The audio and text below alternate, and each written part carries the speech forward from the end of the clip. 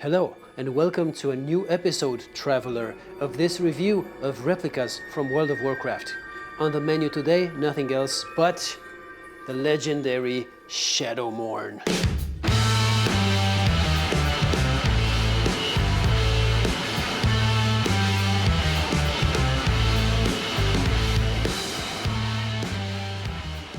Which is actually not that legendary. There's no lore about it, but it's a cool weapon. Shadowmourne. Before we start, let me make a very quick introduction because as you can see behind me, there are quite a few of these replicas from World of Warcraft, all of them. So I'll just give you a short intro about why all of these are here. My name is Lucian and I do this in my spare time. World of Warcraft is one of my passions and I do have a full-time job that helps me afford all of these weapons. Every single one of these has been bought with my own finances. None of them were donated or sponsored to me in any sort of way. Just wanted to clear that out for you right there. So, lore time. This here, the Shadowmourne, is actually quite a rare example because there is not that much lore backing this one up. If you, for example, want to compare it with some of the other weapons that are much richer in details and in backstory and in lore, there is no comparison. Because, you know, if you've seen some of the other reviews that I made, Ashbringer has a really long backstory, the same with Doomhammer, Charlemagne itself as well, the Frostmourne, and they kind of relate for this review today, the Shadowmourne and the Frostmourne, because they have some you know, similarities.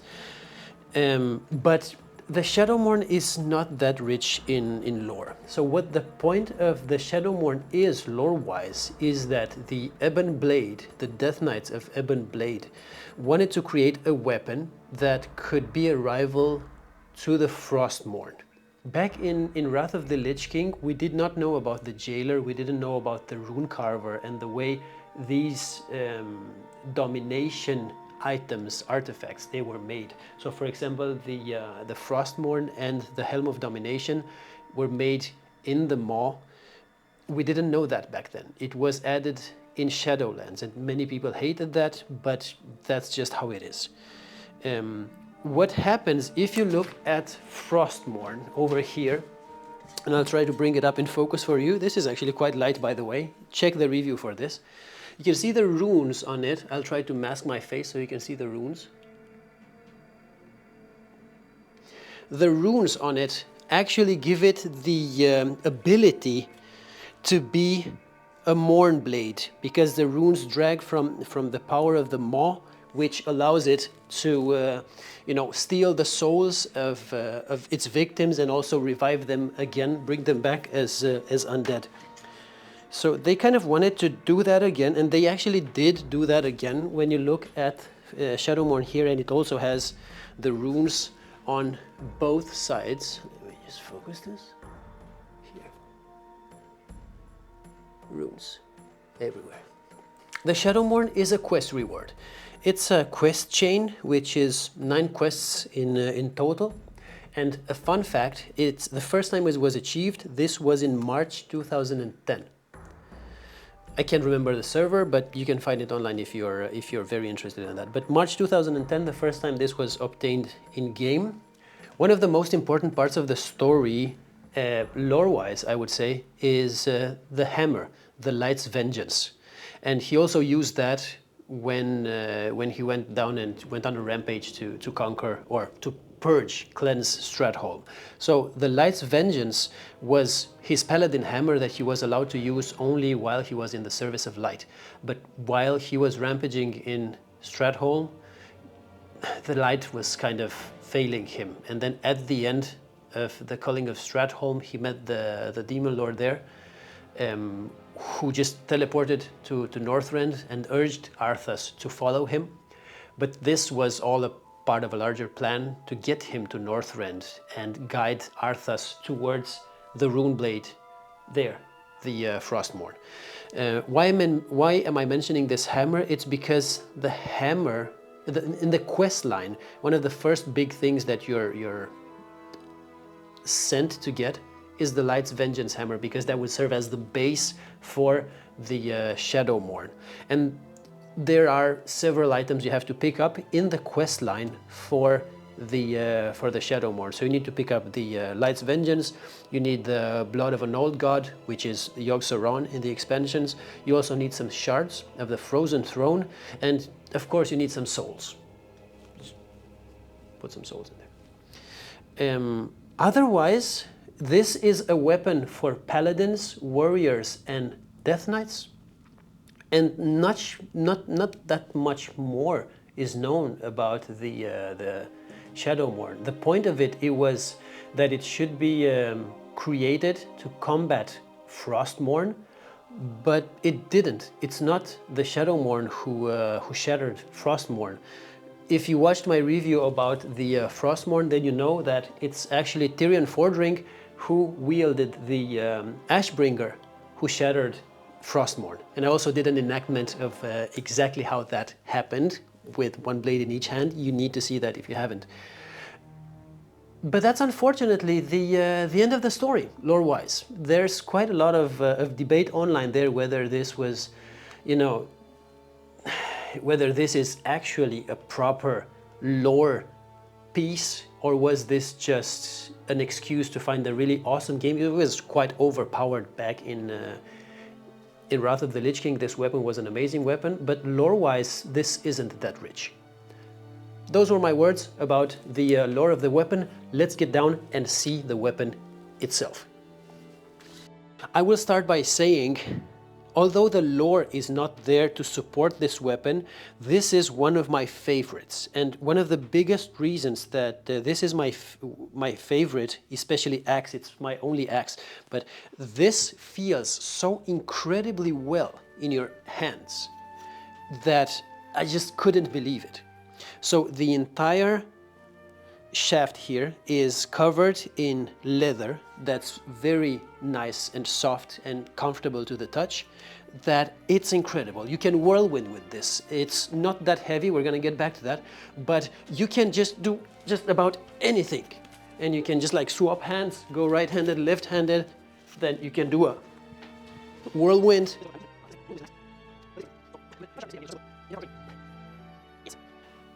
Proper training it is. Now I'm tired. I'll put this back and then let's get back to measuring this. Whew. Okay, so let's have a look at the Shadowmourne from a practical perspective. What's the length of this? What's the weight? How does it feel in your hands? So I have my trusty scale down here. Let's weigh it. I cannot use my food scale because this weighs more than 5 kilograms. So let's place this down without breaking the scale and see how it looks like. 5.7 kilograms, 5,700 grams for this baby over here. Amazing axe, good weight, proper killing machine. Let's have a look at the length of it. From the very top, or tip, to the edge or end of the pommel over here, we are looking at 109 centimeters. 109 centimeters. I'll place this flat on so we can look at the widest point between the tip here and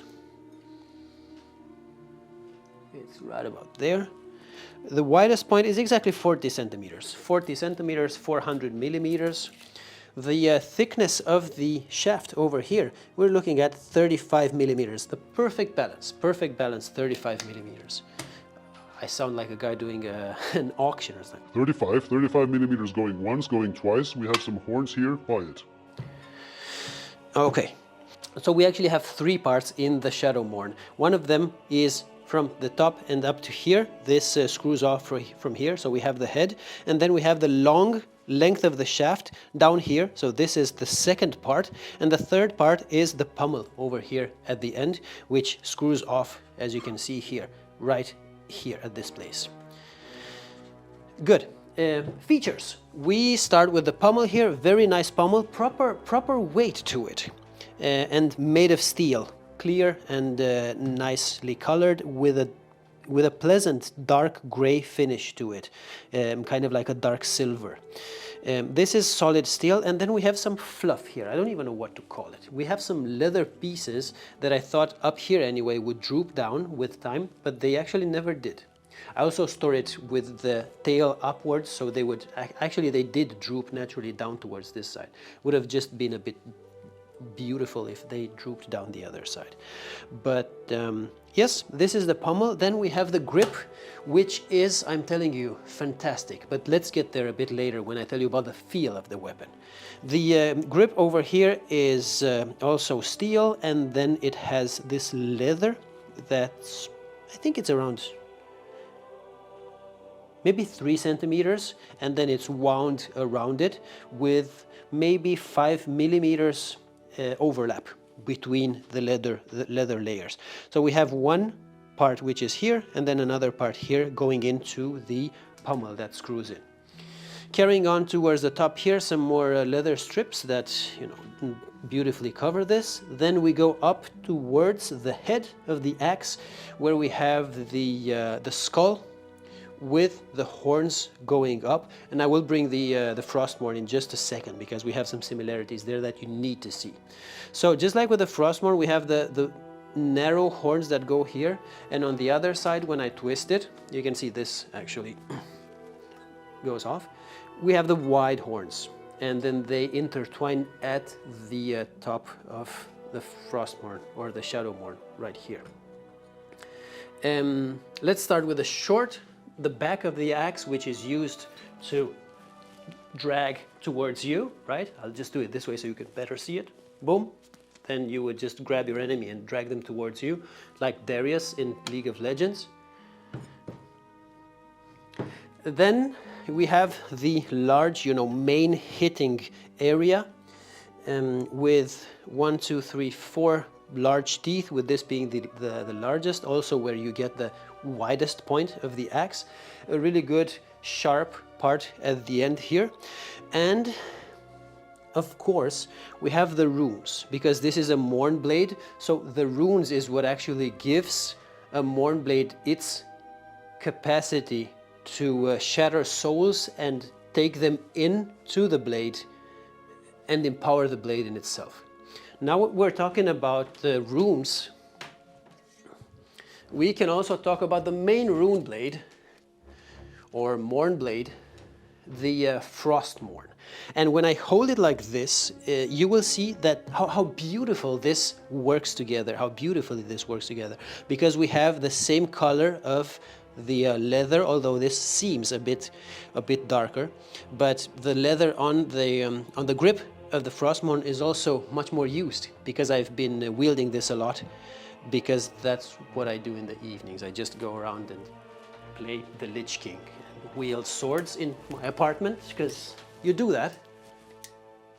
Again, Frostmourne, I do have a full review of the weapon.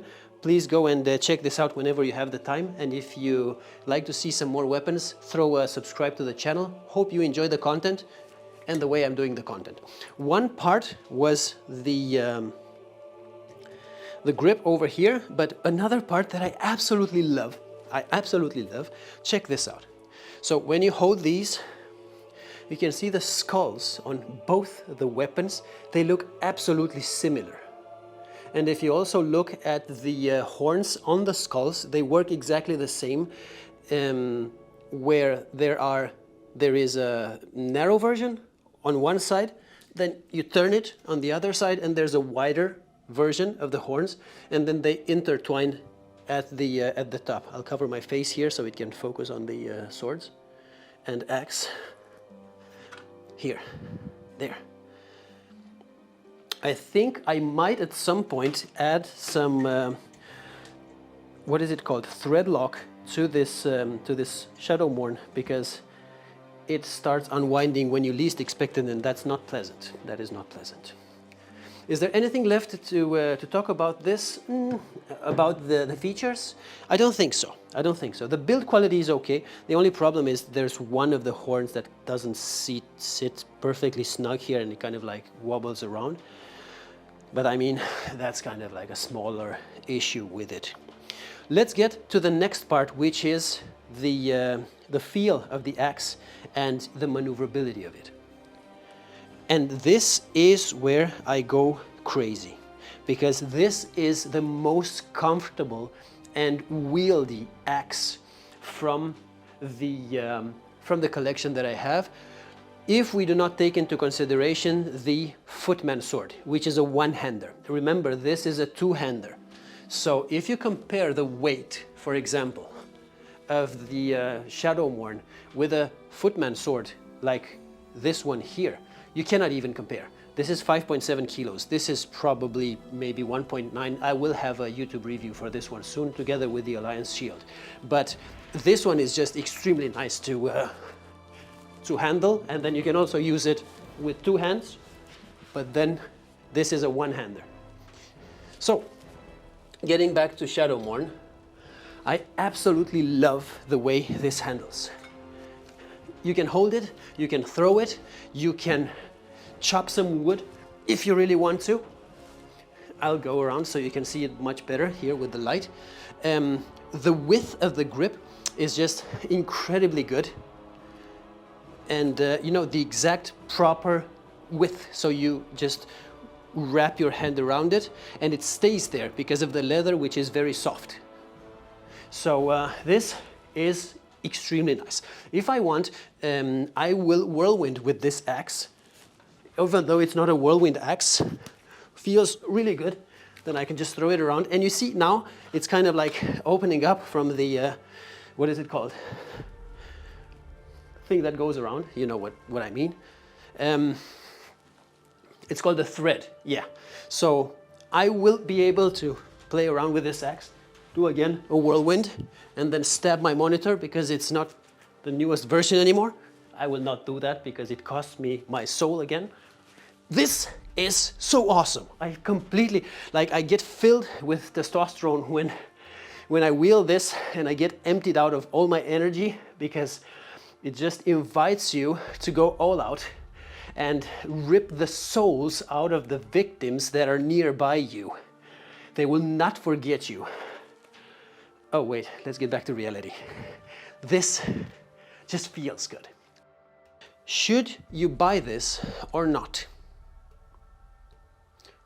And the answer is always gonna be, from my side, it depends. It depends a lot on which lore you're most passionate about. What part of Warcraft do you like a ton? And how's your financial situation as well, by the way? This is not a 1,000 euro weapon, but it will still set you back quite, you know, a significant amount of money. If you have the disposable capital to go for it, and if you play it from the start, then you're probably at an age now where you can afford some things. But you know, many players who started early in vanilla, now we have families, we have children, we have, you know, not that much time to go around and wield an axe in your living room. If you're going to have the axe in the living room, because there's going to be a baby running around, so you're not going to be able to have all those. But we're digressing. So I think the lore of this is not extremely rich, but it just feels so good.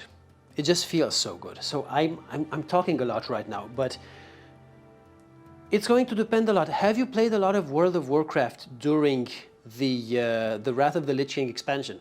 Have you played Death Knight or Warrior or Paladin, so you had the Shadowmourne? Do you have some emotional connection either with the period or with the weapon itself?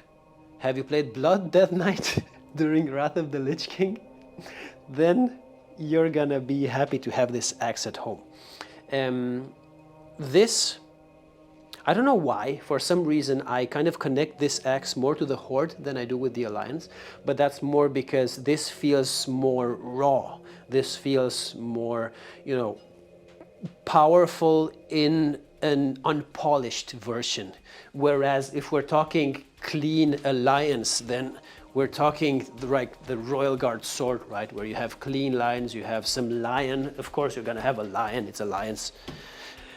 Or you could take, for example, the Shadowmourne weapon, which is also like very clean, and you're gonna have the light blimping through here, like boop, boop, boop, boop, boop, boop. Right? So that's just, I think they're not necessarily more polished, but there's just something, you know, more city boy around Alliance, and I know I'm an Alliance dude. So this feels raw, this feels masculine, this feels powerful, this feels engaging to wield when you do.